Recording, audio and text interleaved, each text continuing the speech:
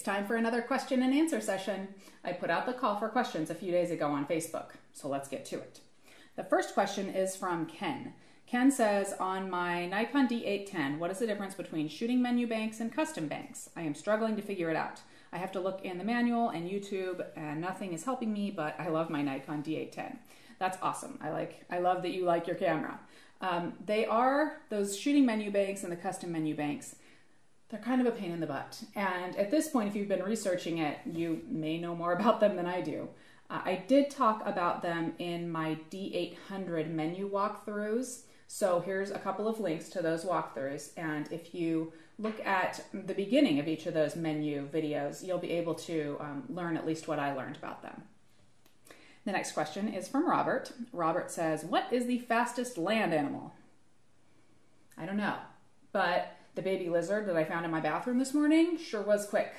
That little dude evaded me for at least 15 minutes before I could catch him. He was like zipping all over the place. It's crazy. But I live in the desert, so sometimes we get lizards. Bacchus says, how do I get my D3300 to shoot faster without a flash? The models did not stop, pivot, and vogue. They were at a fast walk in the dark. The D3300 is a 5 frame per second camera, which is very good, but there are a couple of things working against you here. The fact that the models are moving and that they are in low light. Your best weapon here is going to be a fast prime lens, like an 85mm f1.8 or the f1.4 version. Even if you're not shooting at the widest aperture, a wide aperture will get you more light into the camera when it's focusing as compared to a kit lens or almost any zoom.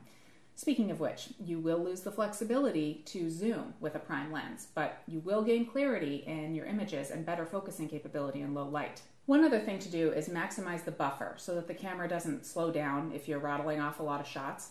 To do this, you can shoot in JPEG if you're comfortable not shooting in RAW, and disable the lens distortion correction in the menus. On most of the Nikons that I've used, this will maximize your buffer space. And then Roscoe has two questions. One, what was your initial spark to start learning photography?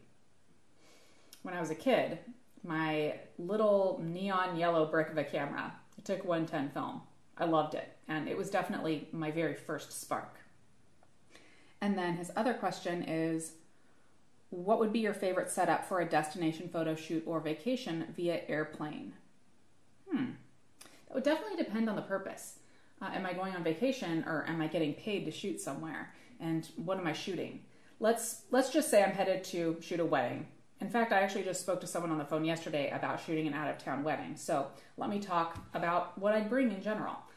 I'd probably bring 3 camera bodies, a couple to carry around with me, and then another one just as a backup, and then definitely several lenses. I'll also bring a couple of speed lights. Then I'm going to bring extra batteries and memory cards out the wazoo, and battery chargers and various other things like safety pins and duct tape. Something to carry it all in on site, my MacBook, my phone, and an assistant if I can. However, if I'm headed out on vacation, I'm bringing far less. It might even just be my Nikon 1V1 and a couple of the tiny Nikon 1 series lenses. And my next question is from Gary and Donald. They both want sensor cleaning advice. And I am going to tread lightly here. I do clean my own sensors, and I will tell you what I use, but I'm not in any way endorsing you cleaning your own sensors because you could really mess up your camera if something goes wrong, and I don't want anyone chasing me down.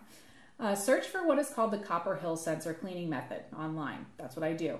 I use Eclipse fluid and some of these sensor swabs. I select the ones that are the exact sensor sizes. But again, I do not suggest cleaning your own sensor. Definitely, if you aren't so sure about it, take it to a shop. They can do it and assume the responsibility if anything happens. Carl asks, some people used to say that consistently charging a rechargeable battery that isn't nearly spent will ultimately damage it. It seems like I almost always use half of the battery power in my D7100 and then recharge for the next use. I hate to go out with a half charge. What's your take on this, SnapChick? I know, I hate going out with a partially charged battery myself. What Carl is describing is battery memory. I've not had a problem with it with modern lithium-ion camera batteries. I'm not a battery scientist, but I do charge my batteries whenever I'm done shooting, and I've not experienced any fall off in battery life. Jackie asks, hi SC, you don't really place your camera on a dry box? Hey Jackie. Personally, I don't know anyone who does. Maybe if you live in an extremely humid climate, it's something to consider. I live in the very dry desert in Arizona, so I live in a dry box. Howard says, hi Snap, my wife and I went to Zion and Bryce. Oh, awesome. Absolutely beautiful. Did you walk the Emerald Pool Trail? I would love to see a video walkthrough of your hikes. And question you bring in your backpack. I actually talk about what's in my camelback in a video here. I also have a field trip video from Zion, and I'm working on one for Bryce, where you see some footage from the parks. And then over on my vlog channel, I have portions of my hikes too. And I do have another video where I took a burst of photos every so often on the way down and then back up out of the Grand Canyon. I usually only include portions of my hikes in my videos though, because they're long, and if you're not there, they'd be pretty boring to watch. And my next question is from Zach. Zach says, what is your dream destination to hike/photograph? Oh gosh, what a question. My dream hike. I love to visit new places. Really, absolutely anywhere that I could get outside, hike around, and take photos. I'd be excited about it. But I get to hike the Grand Canyon pretty often. I do, however, have a not-so-secret goal to hike rim to rim to rim at the Grand Canyon sometime soon. I want to hike it straight through and take an absurd amount of photos. Next question is from Mental Disorder. Mental Disorder says, recommend me a backpack for everyday use. I have a very basic Nikon D3200, kit lens 18 to 55, and prime 90 f2.8. Also, I have filters, wired, remote switch, and a Vanguard tripod. Also, I am looking for maybe a couple of lenses till the end of the year, maybe 35mm f1.4 and something 70 to 200 or maybe 70 to 300. Also 15.4 notebook. Also, I spent most of my time in the wild, so maybe some compartment for other stuff. Thanks in advance. Well, I'm probably not the best one to ask on this because in my own backpack, I don't carry many things at all. I often use this sling pack to carry gear from one place to another in my car, but you'll almost never see me wearing it while I'm out hiking and shooting. I like taking one camera body and a small lens so that I can be light and nimble. I might put anything extra in my camelback. If I'm not hiking, I might use this Timbuktu bag. That all being said, Lowepro really has it figured out. They have bags of various sizes and you can configure your compartments in a number of different ways, so definitely look at them. Next question is from Gary. Gary says, how do you feel about other photographers selling tchotchkes, t-shirts, wristbands, white backdrops, and then constantly yelling at you to get out of auto? Maybe I like auto.